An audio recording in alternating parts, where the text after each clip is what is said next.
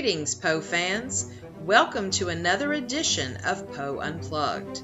I am Carmen Bolden. And I am Jeanie Smith, and we are The Poetastic Two. Come zoom with us into the Unbook Club dedicated to the works of Mr. Edgar Allan Poe. Good evening, Poe fans, and welcome back to Poe Unplugged, where tonight we're going to be discussing Poe's second detective story, The Mystery of Marie Roget. Dun dun dun. Okay, sorry. Yes, so I have to do that every time. yeah, yeah, but I like it. I like it. It brings the mystery, especially for this one. So, anybody want to start the discussion tonight? Well, before we start the discussion, why do you look like some kind of weird Cumberbatch person with the turtleneck? I don't know why, but you look like some kind of professor or something. I'm sorry. Me? Yeah, it just I wore a purple sweater today because we were having a ribbon cutting at school for our new wing that just opened that is 3 months right. ago. Well, and on to Marie Roget, who disappeared apparently, and Yes. that's the mystery. I think one of the things that I'll go ahead and start this All off right. because it's just me. Mm-hmm. I agree. Dr. Jeff said something in an email about how this is not one of the favorites of Edgar Allan Poe, especially with the Dupines.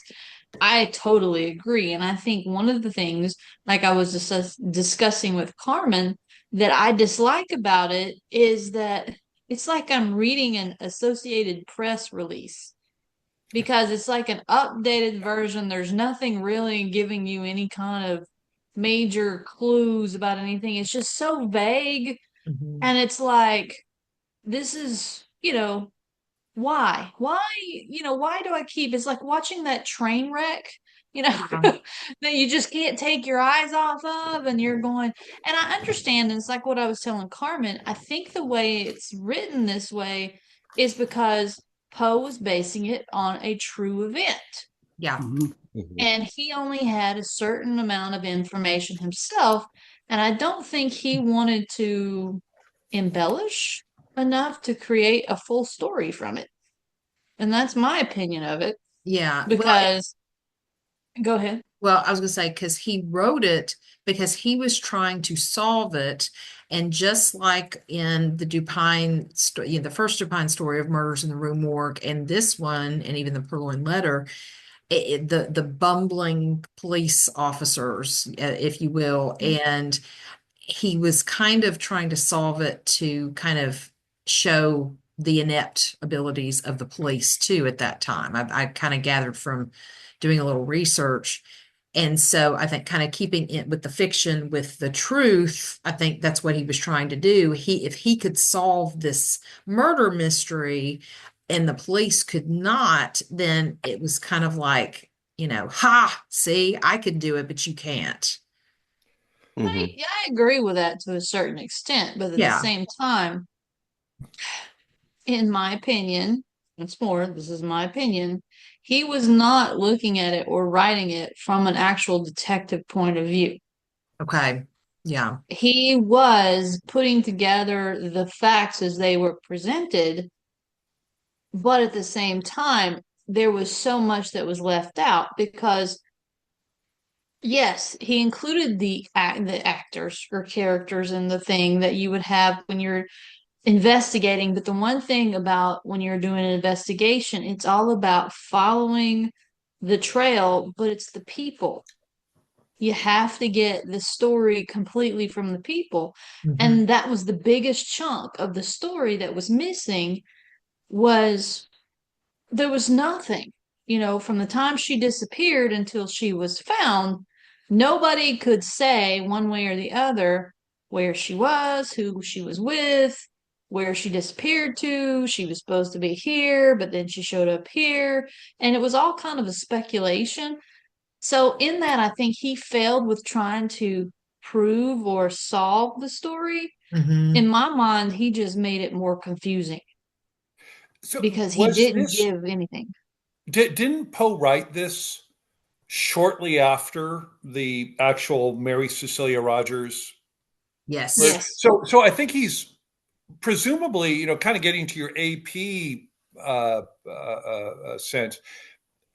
I wonder if when he's writing this, he was assuming that most people were already familiar with this story. So he didn't need Yeah, to present all the pieces of it because it was contemporary That's right. when he true. published. Hmm. Yeah, it was very, very big here in New York where it happened. Everybody knew about it. Okay. Yeah, Okay. Yeah. I think it was, it's like anything that happens in the area, it's very much covered from end to end, but at the same time, even with him writing in there, like when he was doing the post, like he was writing it when he was posting what was being reported, he put the dashes in there instead of putting like the years Right. or the right. names or anything like that. Yeah. And I understand he was writing it thinking that everybody was following along and could do it. And I'm thinking, okay, if you were writing it as it's happening and you're following along and you're trying to solve it, bring about something that's not being reported, I guess. Do a little bit more investigation, I guess is what I'm coming to. I didn't Yeah. see anything more than what they were doing at the But police. I thought the whole point of the character, and again, I could be totally wrong, but I thought the whole point of the character was that Dupin didn't make any effort to go out and collect additional information. He was That's true. solving it just based on what's in the newspapers. That's Right. exactly right. Yeah, I was about to add that, Steve. Yes, thank you for saying that. Because yeah, so Poe wrote this and he used newspapers. I think he did actually talk to the police himself, but he wrote this in 1842 and he put it in three installments. It was in November and December of 1842, and then the last installment was February of 1843 in Snowden's Lady's Companion. So it was serialized, and so you kind of wonder. I'm gonna look up the actual date of the real murder because I don't remember it off the top of my head. But it could be that the police wouldn't give him any more information, and he wasn't allowed to go to the crime scene. It's hard to say. The You can story, accept that. the Yeah, story to go ahead. me, the story to me seemed more like a case study that we would read in a textbook than a Yeah, plot, a story that I'm used to. I want to read a strong plot like The Cask of Amontillado, The Telltale Heart, House of Usher, Mask of the Red Death. And this was facts and figures and declarations and explanations, but short on a plot. yeah, Great. One of the most interesting little remarks I thought was that how the newspapers said, well, we don't care whether we solve the mystery or not. We just want something sensational to sell the newspapers. yeah. Right. Hmm. Let's see. Okay, so Steve said I was referring to another movie that Boris Karloff and Jack Nicholson appeared in together, The Terror. Oh, yeah, Right. I know which one you're Hmm. talking about. That was for anybody watching or listening. That was a previous conversation. Oh, Right. sorry, No, it's sorry. all And good. It's all and good. you can see clips from The Terror in the marvelous movie Targets, one of Boris Yes, Karloff's best movies. Okay. That's really something. Watch that when it comes around again, Targets. Okay. I'm gonna write that Cool. down. Yeah, I haven't seen that one. I have not either. So the date of Mary Rogers' murder was July 28th, 1841. So this was a good year and a half, or not quite a year and a half later when Poe wrote the first installment of Hmm. the story. So that's interesting. The one thing that kind of got to me, and I had always like physically read it before. I've read it a couple times. I remember reading it in high school, and I was very intrigued by it after because I read Merge in the Room Work first. But Mhm. then listening to it today, and I was telling them earlier that I listened to part of it on the way to school, part of it during the day while I was working on data, and then on my way home, I listened to the last part. And the one thing that I didn't realize when I had actually physically read it before, and maybe I kind of just dozed off or something, is the repetitiveness. He repeats himself a lot about, Yeah. the group of braggarts, and they would have had a handkerchief and all these things. And it kind of surprised me listening to it, reading it, how I kind of missed that repetitiveness before. I don't know if anybody else felt like that too. I definitely felt that, and having realized it was a trivial, it Hmm. occurred to me that that might be the reason why he was repeating himself. I think you're Was right. yeah, And yeah, that's That's a good why it point. That's a good point. gave me the feeling of a newspaper article, Hmm. or following a story, is because repeat and repeat and repeat all the information that you previously gathered, but yeah. adding something new with it.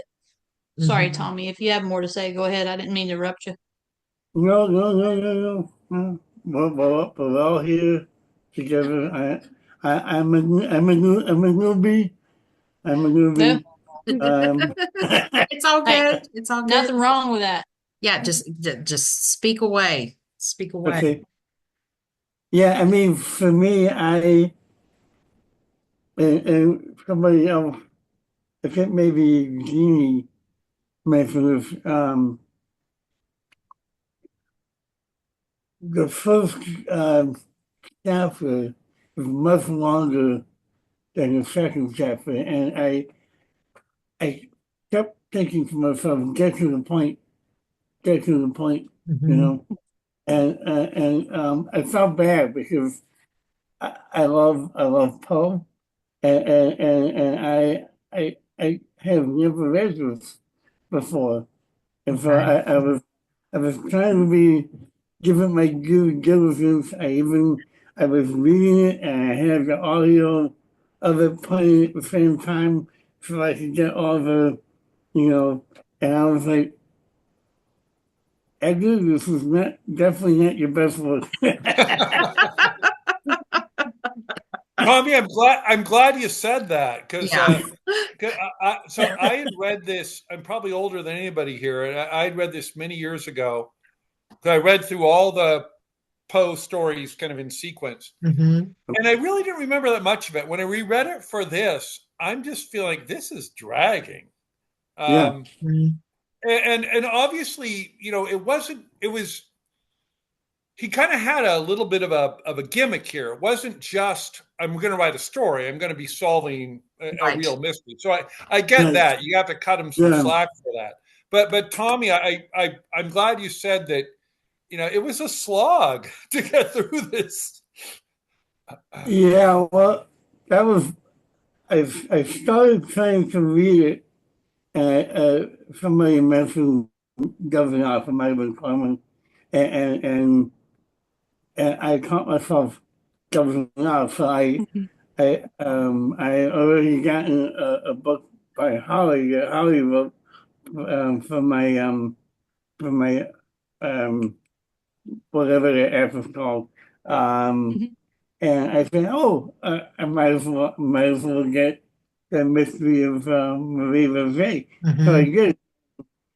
Unfortunately, the version that they selected for me, the guy narrating was so dry, and it just Oh. made the material dry, or even drier than it probably already was. And so that wasn't helping. I was, I I agree with that because a bad reader can make or break a book. yeah, Absolutely. yeah. Yeah, and that's why I don't get Audible. I'm sorry. I don't listen to people reading books. I don't have anything against them. I personally just cannot be read to. You want to put me to sleep quicker? Just start reading to me. I'll be like, night night. Boom, I'm out. Yeah, your mind wanders sometimes when you're just listening. Yeah. Yes. Hi, Micah. You got something to say? Always. Yeah, long time listener, first time caller. Thanks for taking my call, Jeanie. A couple of things. Couple of things about this. Everything you guys say, I completely understand. This is where I was coming from. Being a complete Sherlock Holmes nerd, it was a master class listening to this, and I did listen to it, and I'll get to that in a minute, Tommy, because I appreciate what you said. This was a masterclass. They always say without Dupin, there would be no Holmes. And I completely agree. But after listening to this, I'm going to go a step further. Without Dupin, there'd be no Mycroft Holmes. This entire story is Mycroft Holmes solving everything in his brain from his armchair, the armchair detective. And that's what we're reading now. And I guarantee that Doyle didn't just rip off Dupin, he also ripped off Mycroft through Dupin. And That's it a was good point. fascinating to, yeah, I mean, it was fascinating to listen to this. And one of the reasons why the Sherlock Holmes stories are so good is because they move quickly. And I've been hearing a lot of complaints. Oh man, this is a slog. This is dragging. I completely get that. In the Sherlock Holmes stories, Holmes, everything that Dupin says in this story, Holmes uh, tells himself, has an inner monologue, doesn't tell anybody, including Watson. And half the time when he gets to the scene of the crime, he's already figured out who the culprit is. He just didn't tell anybody. So in this particular story, Dupin does tell the Watson-esque narrator. And so we kind of get into Holmes's brain thanks to this character that Poe created about 40 years prior. And then finally, I got to say this, Tommy, and I hope this gives you some comfort. And Jeanie, I understand about Audible. I did get my audiobook from Audible and I listened to it. And guess who the narrator was? Bronson Pinchot, Surge from the Beverly Hills Cop movies. Oh, wow. He, Perfect Strangers. He's a great Perfect, narrator. Perfect Strangers. He's a great Yes, narrator. and he's wonderful. And when you listen to him, he's so professional. You don't know you're listening to Surge, and then he'll throw in some dialect work. And you're like, oh my God, that sounded like Surge, and it is.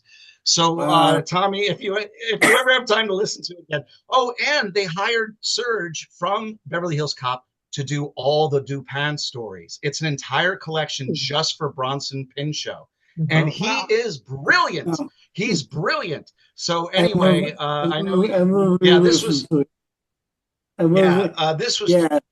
Yeah, this was torture for you guys. But I was like, I'm a junk. Give me more. Give me more. So anyway, that's my 2 cents. Tommy, if you ever listen to that version, let me know. But guys, thank you for letting me rant. All right, I'll get off the air now. Thank you. And Will, you had a hand raised. Did you have a comment? It's Will. Yeah, more of a question for Jeanie. So I can understand how you feel about listening to people read stories, because I was once subject to someone at a memorial service. My best friend's grandmother died, and his cousin decided to do a reading of The Raven, which his grandparents are big fans of. And he took so long, and he was just like reciting it, and there was no emotion, there was no theatrics. But how do you feel, like, if you're to listen to Audible or something, what if the narrator, what if they put some oomph into it, some pizzazz, would you like it any better than if they were just reading off the page? Now that's okay, I'm gonna be completely honest. No, it wouldn't matter. I just I don't know what it is, and it's kind of like what Dr. Jeff said about the mind wandering. Well, my mind is a wonder in itself. But the main reason is when I read, I envision everything and I start adding to the story in my mind. But if somebody is reading something to me that's on the page and I'm not reading it myself and I'm the only one involved, it's like they're taking that away from me, because I would have to pause what they're saying to finish out my thought in my mind, to add in the scene and add in what I want. And that just makes it a little extra, in my opinion. Now, like I said, I don't have anything against anybody listening to books on tape. one of the guys I was talking to, the OT guy, he came the other day and he told me himself that he has ADHD and he has a hard time sitting down to read anything unless it's absolutely technical, like if he has to do it for work or anything like that. But he said that people have given him, I guess, motivation to look at Audible, to listen to books and everything. Because I told him, I said, when you, having been a teacher for so long and dealing with children like that in the classroom, they need that extra so they can occupy certain parts of their brain. And I can understand that. There's nothing wrong with it. And now finding out that Bronson Pinchot is one of the narrators, I love him. He's been one of my favorites, like Dr. Jeff said. I loved him on Perfect Strangers. He was hilarious, and I've loved him on anything else. But even me being a fan doesn't mean I'll actually listen to him narrating a book because I have to be involved in the reading. I have to. And I can't do that if somebody's reading to me because my mind will wander. It's really weird. The Langoliers. Yeah, that was a good one. It's a Stephen King masterpiece, too. Yeah, You know what's great? I'm sorry. Oh, I'm sorry.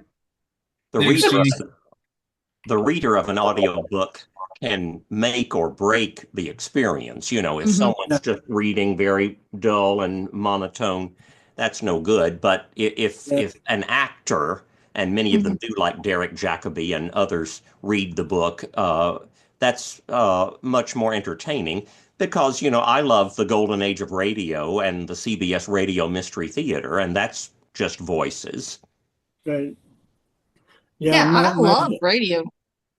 When you're talking about classic radio, I love those. But I grew up with those because listening to them on the radio still in my day, back in my neck of the woods, my parents still, because they grew up with them too. So that to me, I don't vision that as being something like reading a book to me. Because to me, it is a theater. It is something. Even like War of the Worlds. I still remember listening to War of the Worlds. That was phenomenal. Okay.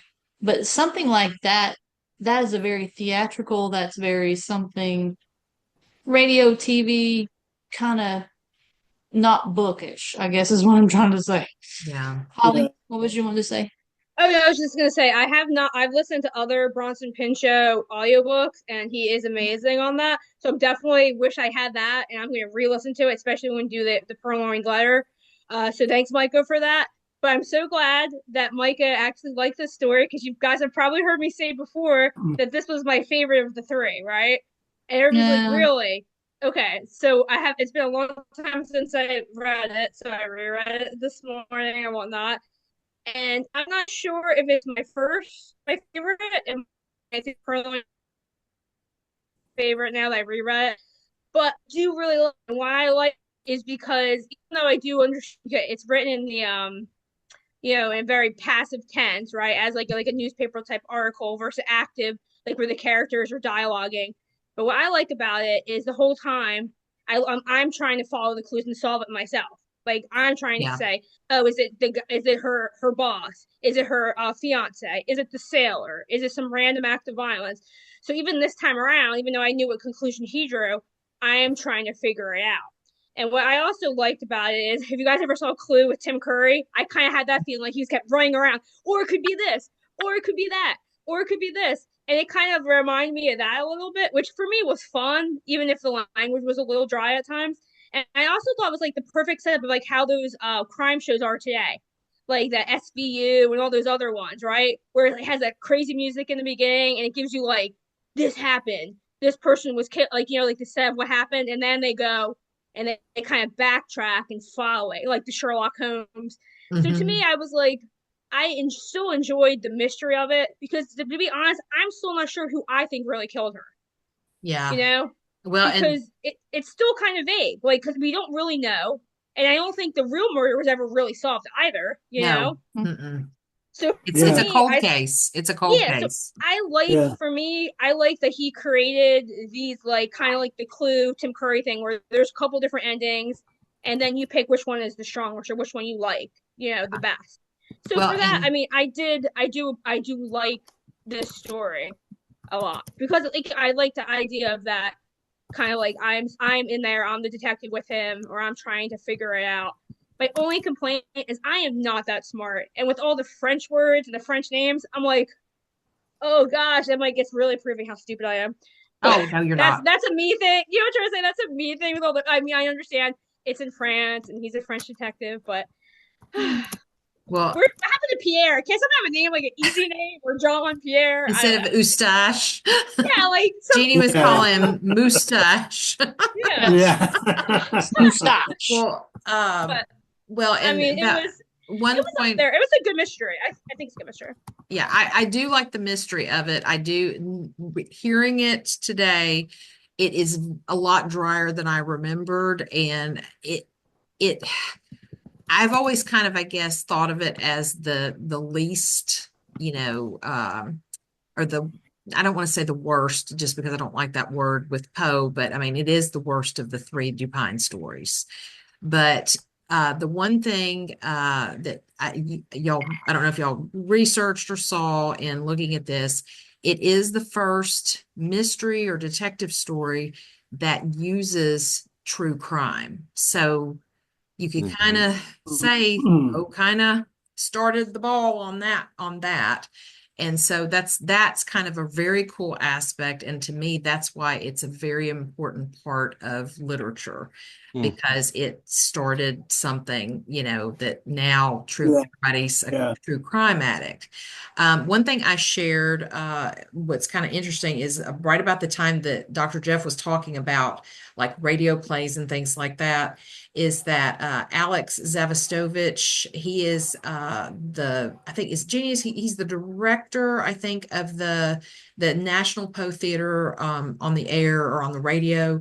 Right. And this is their adaptation of it. And they do a phenomenal job. If you haven't gone on and listened, I listen to them through Spotify, and it's just like a short podcast episode of like them doing the actual story in their own way.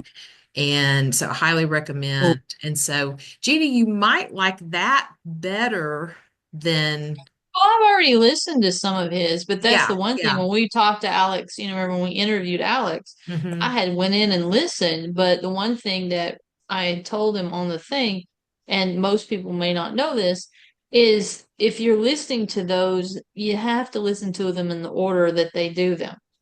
Right. This one's out of context, though. This one is Yeah. actually out of context. And so that's the thing. And even if that's, yeah, I may take a look at it. But one thing that Will was pointing out and Dr. Jeff pointed out, like with the old radio theater, I'll just Hmm. call it radio theater, Yeah. it is more theatrical than if Mhm. somebody is reading the book to you. Like when Jason Markiewicz does his like videos and everything. Yeah, and he's a great Hmm. audio reader for Holly.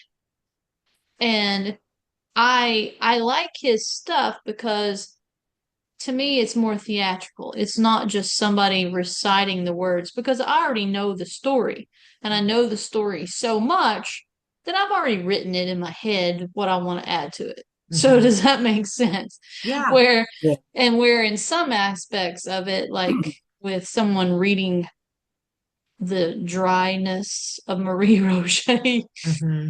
yeah, that would probably definitely put me to sleep very quickly because it would bring me back to the old days of some of my professors and my instructors and my teachers that would draw on in such a monotone voice. I can't stand that monotone. It's like my ears. It's like when your parents yell at you so much you get on a frequency that you can tone them out. You know what's crazy, Jeannie? I think I finally understand your audiobook thing because you know what? I'm totally not like that, but I'm like that with music. So if there's a song I really There you like, go. I have to listen to it a lot before I watch the music video because the music Yep. video will have pictures like where they're trying to tell you what it means to them, but Hmm. that's not what the song means to me. So I have to already know the song and be familiar with it There you go. before I watch the music video. I mean, really familiar with it. Sometimes I won't even watch the music video. I'll do like a lyric video. So I finally got it, Jeanie, because I was always like, "What's wrong with her?" That's a great analogy. That Yeah. really is. Uh-huh.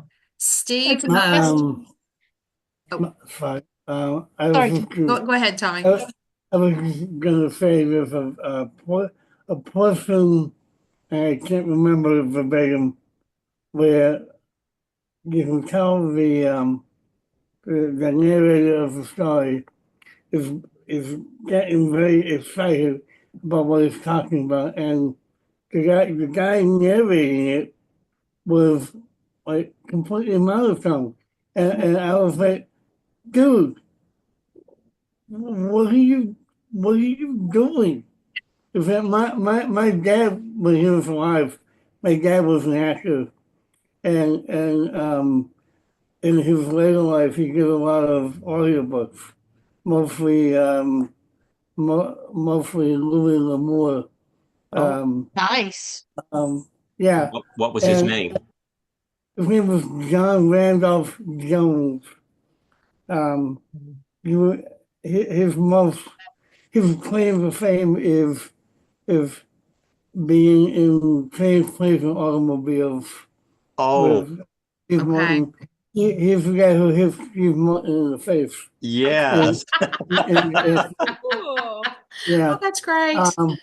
but all of his audio tapes were very lively and quite often had music or had um, sound effects in the background. Mhm. And I was just really but I'm glad Micah went through uh, the version he was talking about.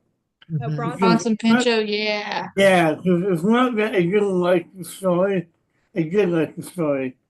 I like it a lot. It just felt like it it's kind of like going to go see a movie and it was a good movie, but they could have taken out half an hour out of it to make Hmm. it better. And I understand why he wrote it the way he did. It's just it's not something I would have read on my own. So in some respect, I'm grateful for joining this group because it gave me the opportunity to read it because I probably would not have on my own. Well, that's Yeah, Well, glad you good. did. And Yeah. I guess, like you're saying, one of the things everybody's saying, and with Poe and Poe's stories, we've always talked about this. He always likes to leave an opening at the beginning and opening at the end of his stories to where the reader gets to add on or make up their own conclusions or whatever. And I think one of the problems with this story is since it is based on a true story and he was attempting to solve the mystery, but the yeah, mystery has not been solved. Right. right. So he kind of took away the opportunity to just invent the story ending because we all know this is true. We all know that this is an actual happening. This is not something that we can just say, oh, what if this and this and this and this? And we're like, well, we can't really rewrite it because it's reality. Yeah. Right. And I think that's one of the things that I didn't like it about it because there was too much reality and not enough Poe. Hmm. Well, Yeah. Yeah, I'm sure it limited him, right? It had to have limited what he would have Yes, maybe done if he just went with the idea and ran with it. yeah. exactly. One of the things that kind of came to mind today, though, while I was listening to it with Jeannie, kind of piggybacking on what you're saying, was that the irony of him writing a story of an unsolved crime, an unsolved death, and Mhm. that's how he died, and it's unsolved. It's technically Oh, Poe is a interesting. cold case, and Yeah. it's almost foreshadowing of for Poe's life. I thought kind of Mm. that just came Mhm. to my mind while I was in the car on my way home, That and didn't even occur to me.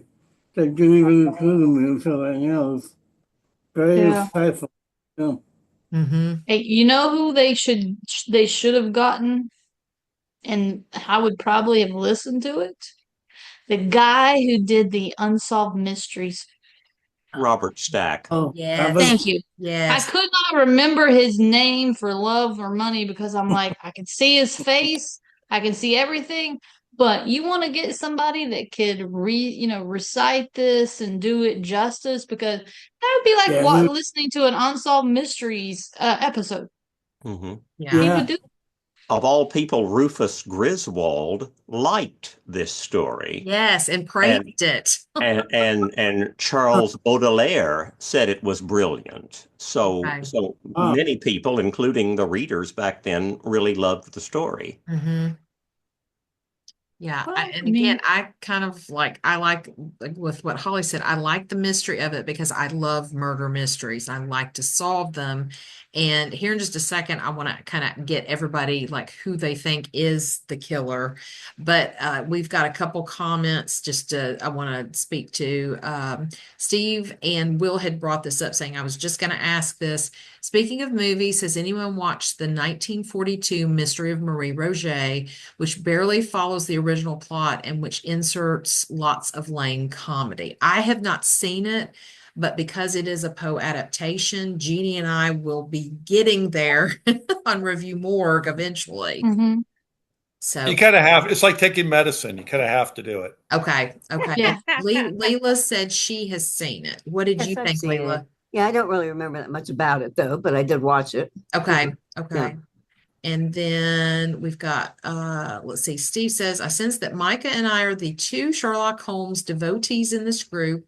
While reading this story, I too was recalling how Doyle essentially took the Dupin character to create Sherlock Holmes, but recall that Doyle had Holmes complain that Dupin was a very inferior fellow. I think I remember Mhm. that Yeah. too. So even though, I mean, it was kind of unfair that even though Doyle just grabbed this character and ran with it and creating, this armchair detective Sherlock Holmes, he Hmm. had Holmes like disparage the antecedent to himself. Yeah, But I think it gets to what Micah was saying that Dupin was just a little too much unwilling.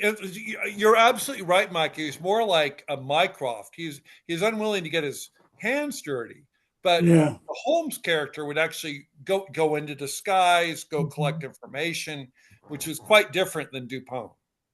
Yeah. And he yeah. did it in Murders of the Rue Morgue and he did it in Purloin Letter. This one, he just literally sat in his chair with the newspapers. And I think that's what did it because he himself limited himself. Yeah. He could not take it because it was a reality, not something that he was creating. Yeah. Mhm. Yeah. And because of that, you couldn't really change it.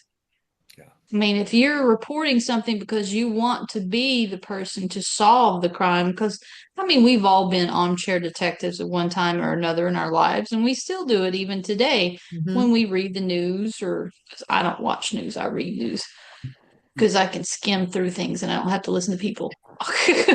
but but that's Yeah. the thing. I think Poe and why why Griswold and I'm not even going to attempt to say the name Baudelaire. you did, Doctor. Yeah, thank you. 'Cause- We have an episode on Baudelaire. yes, yes. I don't want to butcher the names too badly today. You've already got Valere running through my head from Oh earlier. yeah. Just yeah, Um, don't get her started. She's gonna be singing Dean Martin. But So, I think one of the reasons that they may have praised this is because it wasn't a true Poe work. I mean, in honesty, if you think about it, he was, in essence, parroting something that was already happening. He was just being a news reporter. He was not being a writer. I Well, I think take that back. I Not being an author. But yeah, Jean, I agree. I think that is probably why they liked it because it could really happen, right? Like the Mhm. the first story with the gorilla. I mean, it was so fantastical. Could it happen? Yes. Probably not. But this seemed like it really, really could happen, right? There are these Mhm. groups of people and sailors have been known to be like a little wild and whatnot. And I mean, I just feel like people could maybe relate more to the story because it could have happened, or it could be. It not only was it real, but it seemed like it could really happen to someone they knew, or maybe something like that had happened in the news, because it had alluded to that there were tons of murders very similar, and for whatever, this one I think just got everyone's attention because this girl was, apparently very, very beautiful, and it kind of goes back to the Poe with the classic, what's more tragic than the death of a beautiful woman or the loss of a beautiful woman? Right. So for me, I was like, I think it was just the fact that, and we're all like that when someone dies on television or a young celebrity, we're like, oh, it's a different kind of feeling than when someone old passes away. And yeah, it's just one of those. Everybody got behind the story, I think, because she was young and beautiful. And I kind of like the idea, though, that going back to the whole story, that they're not even 100% sure if this was even her body. So I kind of Right. that was the whole time. He spent a lot of time, I think more than any of his little, like, what if's the ending, if this is not even her, because not even her mother claimed the body, Right. Yeah. So it was like weird because it's like they were saying she wasn't really overly decayed, she wasn't bloated, and then the hair on her arms was some sort of telltale of how it was her, and they never said if it was a scar. So it did seem like, oh, maybe her friends tried to sneak her out, or maybe she was trying to sneak away to, elope with one of the sailors or whatnot, and things just went bad. The other thing that came to mind while I was listening to this today is the Black Dahlia. And I was like, okay, what flower, since we've got perfume, could it be, I don't know, I don't know. I can't think of a flower that would go with this, but it just thinking of like Poe's dahlia, or something like that, that it just kind of, oh, well, is that a rose? No, I think it's a daisy. Oh, nice. Okay. Speaking of flowers. Yeah, that's perfect. Well, Daisy symbolized innocence, right? And purity, and her purity was in question, Yes, it was. Yeah, multiple times. Yes, multiple times. It must be rough to be that beautiful. Yes, that flower is apropos, Will. Yeah, but that did come to mind. I was thinking this is the Black Dahlia before the Black Dahlia happened, Yeah. Well, and I think, and this is once more my own opinion, that the mother would not claim the body of her own daughter if she killed her. Because then she would have to accept that she is dead, and then that would just turn her even to a more suspect. And she did say that. She did say that she was never going to see her again. Almost had like a prophecy. Yeah.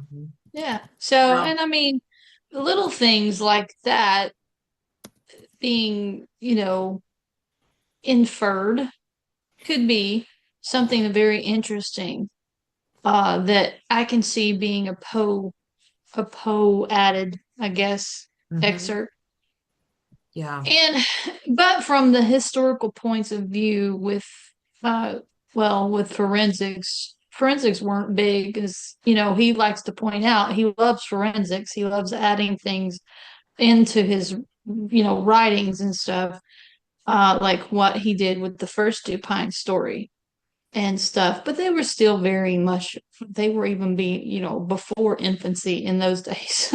Nowhere near what we have now. So there's no telling what could be done, what could be said, what could happen. But I did think it was interesting in the story that he was writing that the one that identified the body was just someone that knew her from the perfume shop because of her admirers.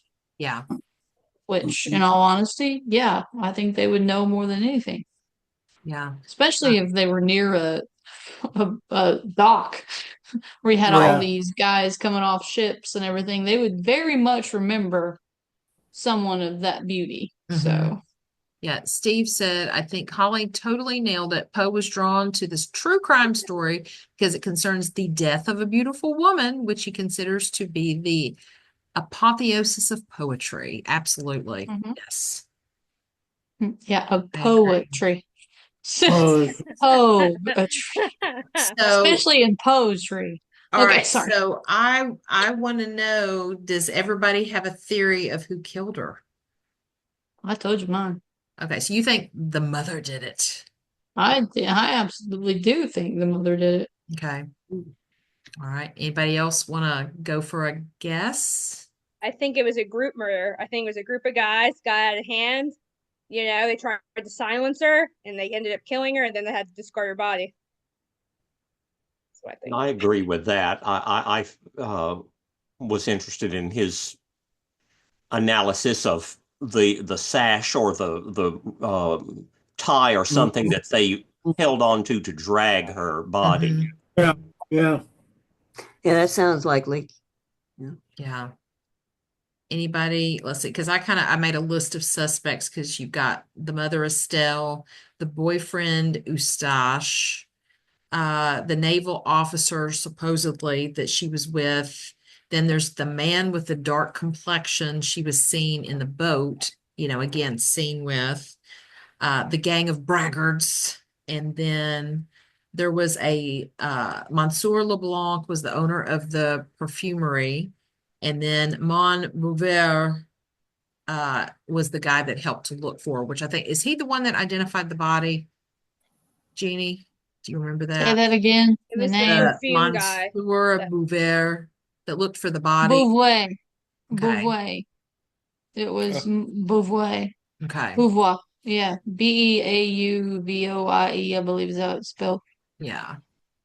And so I lean more towards the group as well, or if she really was with like the naval officer, if like as Holly said, her innocence was in question, her virtue was in question or whatever, if there was something lying beneath and he was trying to kill her because he didn't want to have to deal with anything. Oh, Oh, like a shit. pregnancy, maybe, if she kept Yeah. meeting him. Oh, that's interesting. Yeah. I don't know, just because there's the question of, she disappeared for several days, she came back, and then she disappeared again and came back. And it's like, where's she going?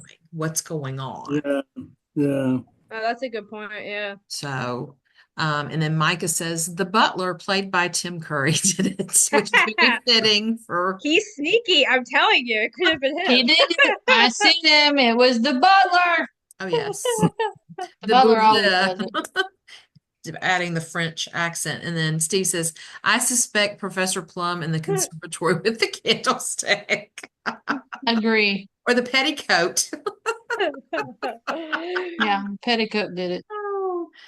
Yeah, but to me, if they had better, I guess, procedures, the police did within this story, I think, and had more forensic capabilities, it seems like they could have solved this. Yeah. In some ways, I agree. In some ways, I don't. Because the thing about it is, there's way too much contamination. There's way too much. Because with the water, I Mhm. mean, and there's no timeline other than when she left. Yeah. That's the one thing I have a contention with, is there's no actual eyewitness testimony to set up a timeline of who she was with, where she was Yeah. at, because there was too much differing. So even if they had better forensics, I don't think they could have guaranteed a closed case of who Yeah. did it. Well, because the Yeah, whole. Gene. Oh, I'm sorry. Oh no, go ahead. Go ahead. No, I was just saying, Gene, that's a great point. I kept thinking like how people were backtracking, like no one had seen her, and then all of a sudden, certain people had seen her. Like that whole thing was weird. Like everyone knows who this girl is. She's like the town beauty. No one sees that she disappeared, and then it was like, and then it was like weird that they had heard the screaming in the night. Well, you don't go and check to see who's some girl screaming. Like you don't like you know what I mean. You just like, oh, someone's screaming. Yeah. Bloody murder. Yeah. Where's gonna let it be? It all was the whole thing surrounding that was really weird. It was Yeah. like a conspiracy. Yeah, exactly. The one thing that improved forensic evidence would have, I think, resolved at least was it her body? Because can't remember who brought it up earlier, but it still wasn't. There's still some question as to whether that's Marie Roget's body or not, or Yeah, Mm-hmm. that's true. Mary Cecilia Rogers' body. Yeah. Yeah. Will Yeah, says, because I her got mother. that old bystander blues. Oh, yeah, there was a lot of, to me, questionable hearsay of I saw her. It's like, did you really see her? Or are you just trying to make a name for yourself and Right. get in the Yeah. newspapers and such? It was very, very questionable and Well, sketchy. that's the problem when you have eyewitness testimony and always Mm. has been. It just never, because you can take one person, or you can take a group of 30 people and you can ask them the same question, and maybe 10% will tell you the exact same thing, Yeah. but everybody else sees something different. It's like the whole case with the blue gold or white gold dress and the blue whatever it was, that Oh whole gosh, phenomenon. yes. See, that's the thing. It's like, were they short? Were they tall? Were they, did they speak with an accent? Did they walk with a limp? Or, everybody Mhm. sees something different. So that's why eyewitness testimony is always so iffy. And What's then he proved that in the first DuPont mystery when he did the whole Mhm. interviews and everybody said something different. Yep. yes, I was remembering that. Uh-huh. Yeah. Yeah. But Because you had the, Yeah. go ahead, but Tommy. there's a famous experiment. It was done at some university where uh, somebody came into the classroom with a gun and waved around and did some stuff and then left. And then Mm-hmm. they were supposed to write down what they saw, and each individual wrote down something completely different. Mhm. Uh, and the idea was to prove that eyewitness testimony is not uh, what's the right word? Reliable. Reliable. Thank you. Yeah, Yeah, Yeah. that's very true. yeah, yeah. Then that's the thing. I mean, it's probably going to be a cold case forever and a day. So Yeah. I that's a wanted, yeah, go ahead, Jeannie. I was gonna say I no. wanted to share something with y'all. So can y'all see the picture? So Yeah. Holly and I got to go to Sybil's cave, which is the cave that she was found in Hoboken, New Jersey. Oh. And so just on the other, oops, just on, I think that's Holly talking. I think, yeah. There's Sybil's cave, and then around there, that's actually the cave. They've got a little thing in front of it, and it was really cool to see because they have the whole little plaque about it. And I did a little video for On the Road with Carmen, and the Hudson is just right across the street. And during that time frame, the 1840s, the water came up through there, and so you can kind of peek down into the cave, but they've got it all like we were on the other side of the fence looking at it, but even getting close, they've still got like the cave part blocked where you can't go in it. And so it's just really, that was a really surreal moment. Yeah, it's a really beautiful area too. I Yeah, mean, it I was was. yeah, it was nice. It had a creepiness to it though. It was It like a did. weird, just Yeah. like chance of rain. It was a weird atmosphere. It was very cool. Yeah. Hey, I like creepy. Oh, So do yeah. I. I like Poe, so of course I I like think that's creepy. why we're all here. Yeah, right. It's like we all like creepy. Mhm. So any other thoughts on Marie Roget, aka Mary Rogers? She did. Maybe she fooled everybody and that wasn't her body, and she led a long life under another name. Maybe she was Well, Maria, I don't know, I can't think of a name. Near to well, Rogers. even if she didn't die back then, she did now. Yeah. Oh, yes. You can now. She did now. Just saying. Oh my goodness. Micah, did you have another thought? This is my last 2 cents, and I know I already had 2 cents. That's a total of 4 cents. It's all good. Thank you for your patience with my inflation.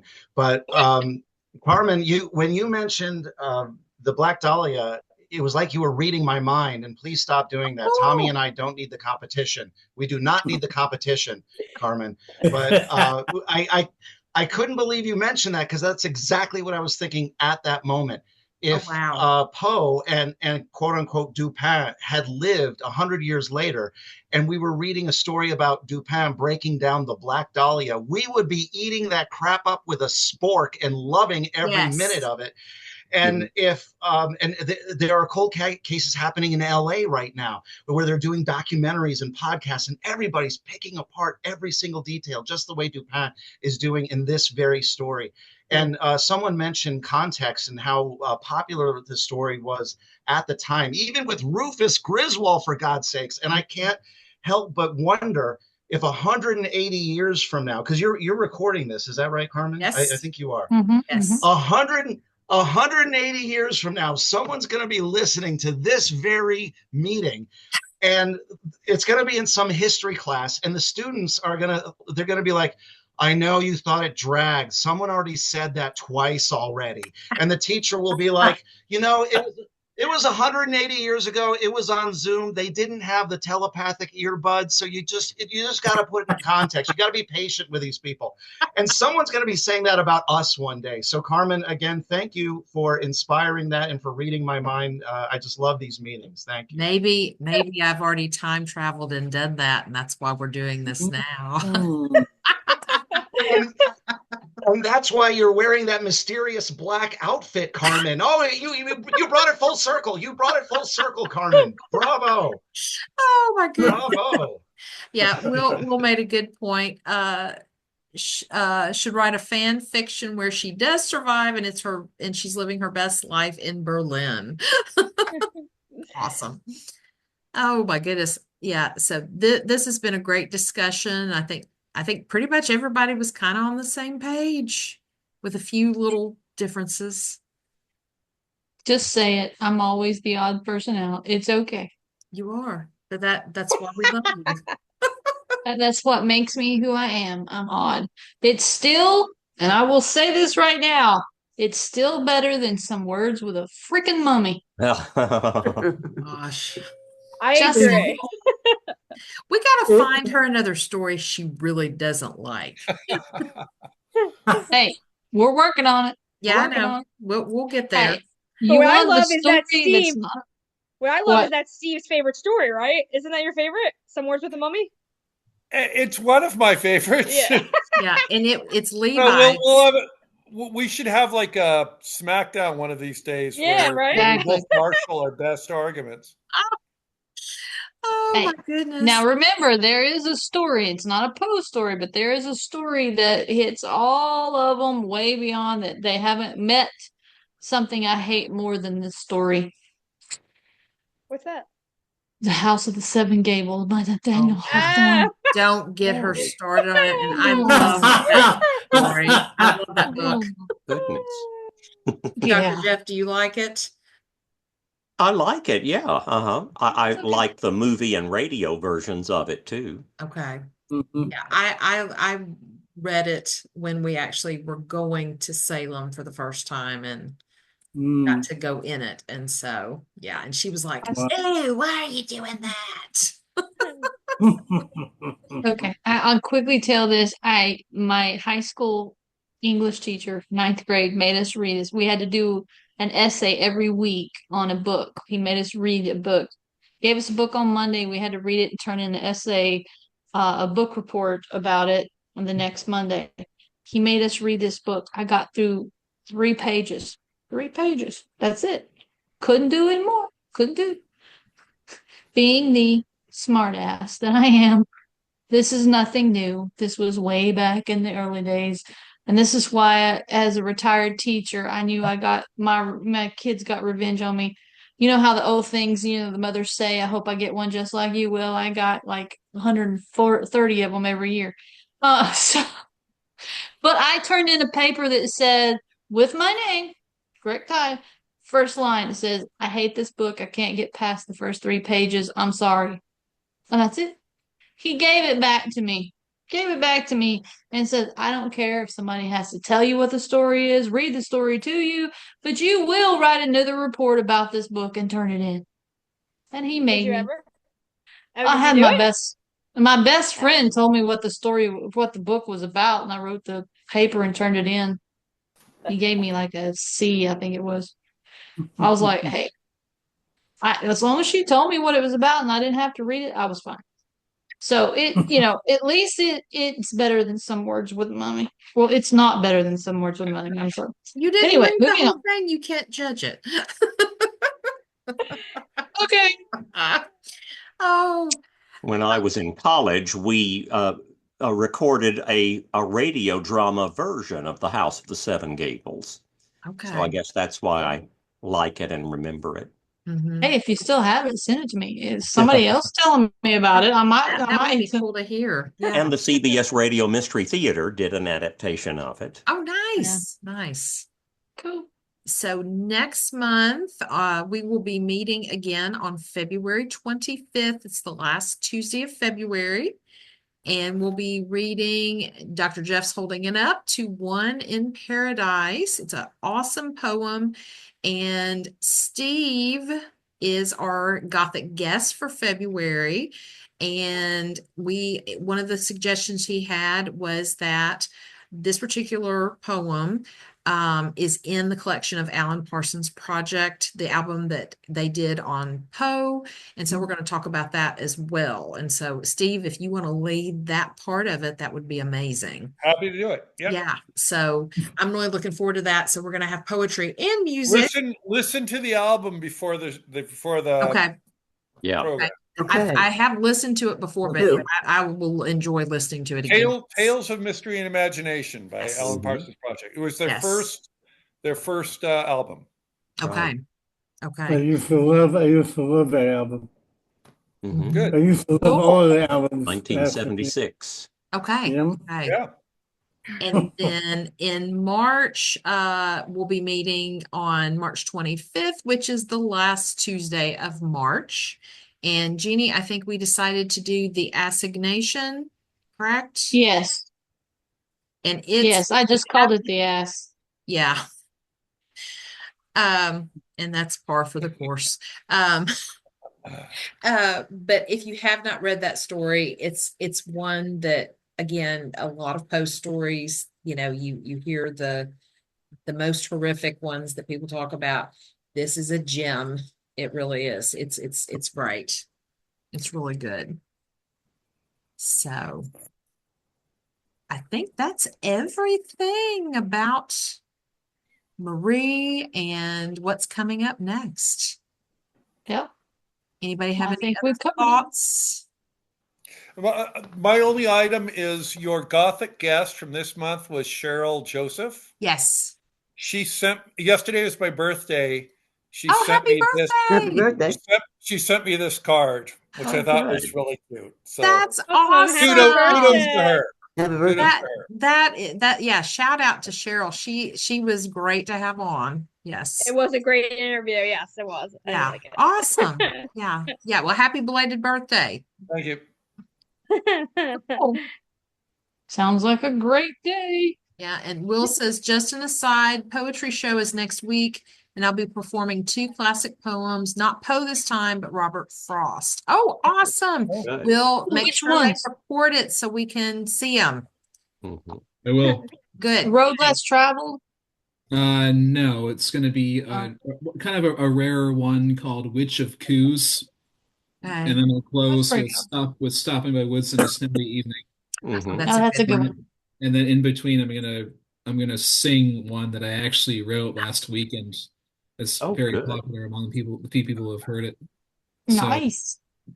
That's awesome. Yeah, please have somebody record it so we can see it. I will. Yep. Awesome.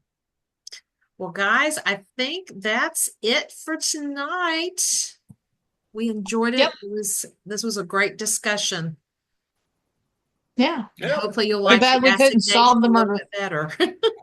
What'd you say, Jeannie? I said, too bad we couldn't solve the murder. The only thing we know is that she did. Just Yeah. Yeah, at this Thanks for point. making it happen.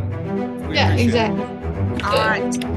Thanks, Yeah. guys. All Happy right. birthday, Great Steve. meeting. Bye, Thank you. everybody. Bye. Bye. Till next Bye. time. Adieu. All right. Bye-bye. Bye. Auf Wiedersehen. Oh, yeah. Arrivederci.